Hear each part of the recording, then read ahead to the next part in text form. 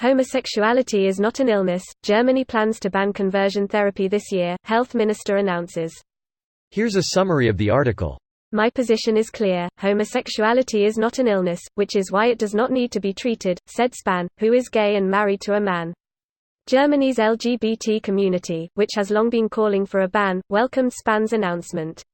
This ban would, of course, be a signal to the people who propose, but also to those affected who will know, what is being done to me is wrong, said Markus Ulrich, a spokesman for the Lesbian and Gay Federation in Germany. Early last year the European Parliament adopted a non-binding text that called on EU members to ban the practice, something that so far only Malta and some Spanish regions have done. Spahn has commissioned 2 reports and a 46-member expert panel which have concluded that a ban is both medically necessary and legally possible, his ministry said. One gay patient reported how during standard psychotherapy, the doctor suddenly declared sexual conversion a therapy goal and pursued it through indoctrinating conversations. The health ministry said it plans to release a final report in August, to pave the way for a law to be written before the end of the year. This post received a score of 60,448, with an upvote ratio of 84%. Here are the top comments in response to this article. Even if you do believe homosexuality is a disease, conversion therapies just don't work. It's less likely to work than something labeled homeopathy. It's quackery with the potential for abuse as an added bonus. We should at least acknowledge that much, no matter what your views on homosexuality are. A while ago, someone asked, what about all the people who feel they are gay and consent to this as adults? And my answer, I think, is prescient here. They get tortured, and nothing about their sexuality changes. Regardless of whether someone wants it, allowing conversion therapies is unconscionable in a civilized society. It presents the message not only that torture and systemic, structured emotional abuse is okay, but that it is effective even though it doesn't work. Exactly. It would be like letting people sell radiated water to cure cancer. It doesn't work, and odds are good that you're just making your situation worse.